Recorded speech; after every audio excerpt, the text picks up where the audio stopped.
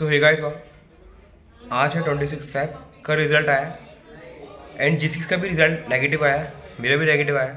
तो जून 24 में एग्ज़ाम तो देना है, तो फाइनल है, ठीक है।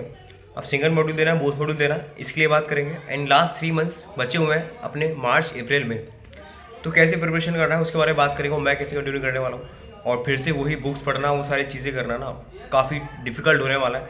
आप लोग बताओ कमेंट सेक्शन में, आपके साथ कभी ऐसा होता है कि आप जब अटैम्प्ट लगता है, नेक्स्ट अटैम्प्ट की प्रिपरेशन करते हो, फिर से वही बुक्स पढ़ना, तो कितना मुश्किल होता है आप लोग पता कमेंट सेक्शन में यार।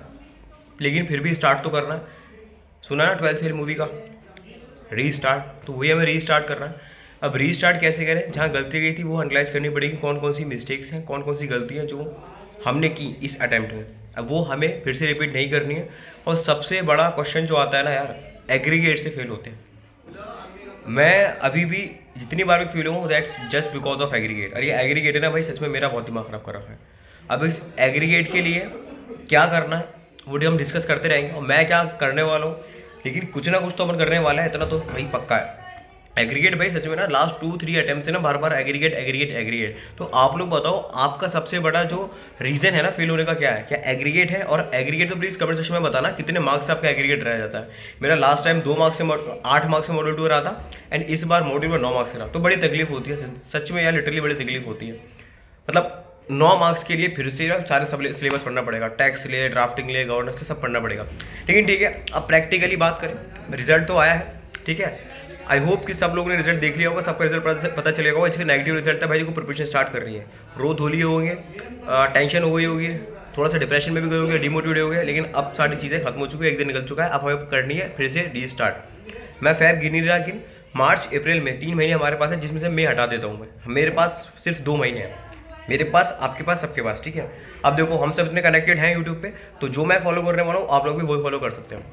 अब देखो हमारे पास है सिर्फ 2 महीने, मार्च और अप्रैल। अब देखो सबसे पहले आप लोग को डिसाइड करना पड़ेगा कि आपको सिंगल देना है कि बोथ मॉड्यूल देना है। और जिसके भी ओल्ड सिलेबस में है ना, क्या मेरा ओल्ड सिलेबस है कि या दोनों मॉड्यूल दूँ। देखो पहली बात, आप लोगों को पास होना ये सबसे इंपॉर्टेंट है अभी हमारे लिए, क्योंकि हमारा मोटिवेशन लेवल है बिल्कुल डाउन हुआ पड़ा है, जस्ट बिकॉज कि यार बार बार फेल होते हैं। तो अगर हमें उससे इंक्रीज करना है अपने आपको, तो सबसे पहले हमें ध्यान में रखना पड़ेगा हमें एटलीस्ट एक मॉड्यूल क्लियर करना है। तो इसलिए मैं कह रहा हूँ एक मॉड्यूल तो क्लियर करना ही करना है। अब देखो जिसने आपने दिसंबर में एग्जाम दिए होंगे ना, जिसका बहुत अच्छा एग्जाम गया होगा, लेकिन उसके बाद भी अटैम्प्ट लगा फेल हुआ है, तो उसको वो मॉड्यूल तो देना है। वो मॉड्यूल फाइनल, जैसे कि मेरा मॉड्यूल 1 है, उसमें 9 मार्क्स रहा, वो मुझे फाइनली देना ही देना है। वो मॉड्यूल क्या करना है आपको, देखो इस बार प्रिपरेशन स्टडी कुछ अलग है। सपोज मुझे ना 2 मॉड्यूल देना है, मॉड्यूल 1 और मॉड्यूल 2। मुझे पता है मेरा मॉड्यूल 1 बहुत अच्छा है, उसमें बहुत मतलब पूरा मेरा कवर्ड ही है, बस में रिवीजन करना है। तो मुझे मॉड्यूल 1 को साथ कर लेना, मॉड्यूल 2 पे ज़्यादा फोकस करना है, ठीक है। मॉड्यूल 1 तो करना ही करना है, उसकी कुछ है ही नहीं, क्योंकि वो तो आप अच्छे से प्रिपरेशन है ही। मुझे मॉड्यूल 1 देना ही देना है। मॉड्यूल 2 मेरा अटैम्प्ट लगा है, मॉड्यूल 2 में थोड़े ज़्यादा नंबर कम है, तो मुझे उसको साथ के साथ लेके चलना है। कहने का मतलब ये है 2 महीने में, मार्च और अप्रैल में, आपको पूरा 100% श्योर हो रहा है कि पूरा सिलेबस कंप्लीट है, पूरा रिवीजन कंप्लीट है, पूरा लर्न करना, स्ट्रेटेजी, रिवीजन, सारी चीज़ें कवर्ड है। 2 महीने में सब चीज़ें करनी है। अब देखो जो स्टूडेंट है जो प्रिपरेशन स्टार्ट से करने वाले हैं स्क्रैच से, भाई उनके लिए बिल्कुल भी रिकमेंडेबल नहीं है कि वो 2 मॉड्यूल दे। सिंगल मॉड्यूल दो, अच्छे से दो, सब चीज़ वर्क करके जाओ, कॉन्फिडेंस लेवल हाई करके जाओ, ठीक है। Simple as that. मैं क्या करने वाला हूँ, मॉड्यूल 1 पे मैं साथ कर लेने वाला हूँ, और मॉड्यूल 2 को स्टार्टिंग में ज़्यादा मैं प्रायोरिटी देने वाला हूँ, ठीक है। जो मेरे पॉइंटिंग टॉपिक्स थे जो नहीं हो पाए थे काम की शॉर्टेज की वजह से, 2-4 चैप्टर रह गए थे, उस चैप्टर पर मैं ज़्यादा फोकस करूँगा। सबसे पहले वो कंप्लीट करना जो कंप्लीट नहीं किया था, और जो कंप्लीट हो चुका था, जो रिवीजन कंप्लीट कर रखे थे, नोट्स बन चुके थे, उसको साथ साथ लेके चलना है। कहने का मतलब ये है, अगर दिन में मैं 12 घंटे पढ़ रहा हूँ, तो उस 12 घंटे में से मुझे 7 घंटे मॉड्यूल 2 पे देने हैं, 5 घंटे मॉड्यूल 1 पे देने हैं, ठीक है। मतलब 40:60 का रेशियो है। जहाँ आपके ज़्यादा नंबर कम आए उस पर आप ज़्यादा फोकस करोगे, जहाँ पे कम नंबर आए मतलब ये है कि आपकी प्रिपरेशन बहुत अच्छी थी, आप बस सिंगल डिजिट वहाँ पे फेल हुए, तो वहाँ पे आपको 7 कर लेके चलना है, उसको भी छोड़ना नहीं है भाई। ऐसा मत करना यार 9 मार्क्स की तरह था, अगली बार फिर ऐसे ही दे देंगे, 9 मार्क्स बढ़ जाएंगे, नहीं, ज़्यादा मेहनत करनी है। और ज़्यादा 9 मार्क्स की कमी थी क्या, इस बार आपको एक्स्ट्रा मार्क्स देना है। मैं भी ये इंश्योर करूँगा कि यार 8-10 मार्क्स तो बिल्कुल भी इनको ऊपर देके आना है। पहले तो ऐसा था कि भाई 20-30 मार्क्स 200 लाने की, लेकिन अब वो नहीं है भाई, अब थोड़ा सा डिफरेंट होता है रिजल्ट। तो हमें 150 हमारा टारगेट रहता है, इस बार हम टारगेट करेंगे 165 प्लस, ठीक है। तो 15 मार्क्स अपन को एक्स्ट्रा लेके चलना है, ताकि अगर नंबर कम हो ना 8-10 नंबर, तो 155-160 तो अपन का आ ही जाए, ठीक है। तो ये रही बात कि हमें जून के लिए लास्ट 3 मंथ्स में स्ट्रेटेजी कैसे बनानी है, कैसे प्रिपरेशन करना है। हम ऐसे डिस्कस करता रहूँगा मैं इस चैनल पे, इसलिए कह रहा हूँ चैनल सब्सक्राइब नहीं किया तो कर दो भाई। नेगेटिव आने के बाद में आप लोगों के साथ पूरा डिस्कशन करता हूँ मैं कैसे प्रिपरेशन करने वाला हूँ, मेरी क्या तैयारी थी, क्या तैयारी रहेगी, क्या इंप्रूवमेंट रहेगी।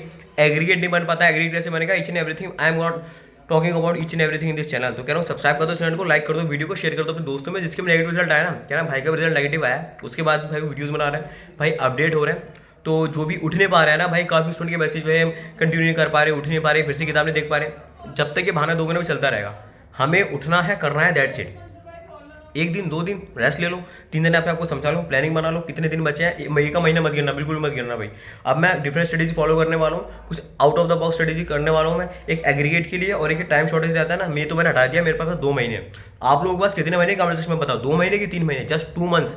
हमारे पास 3 महीने हैं, तो इसलिए कह रहा लास्ट 3 मंथ्स में 3 महीने को मत समझो मैं भाई इतनी जल्दी निकल जाता है, बहुत सारी चीज़ें रह जाती है। 2 महीने तक सब कंप्लीट करना, रिवीजन, सिलेबस, सब कुछ। और ये वीडियोस उनके लिए जिसका टाइम लगते हैं भाई, जो फर्स्ट वाले अपना डिमोटिवेट हो जाएंगे भाई, 3 महीने में कैसे होगा, क्या होगा भाई, जिसको पढ़ रखा है ना, जिसका टाइम लग चुका है, उसको पता सब कुछ हो सकता है। तो 2 महीने में सब कुछ करना है।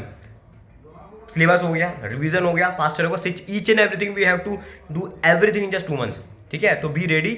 एंड आप मेरे साथ हैं तो प्लीज़ कमेंट सेक्शन में कमेंट करो, यस भाई आई एम विद यू।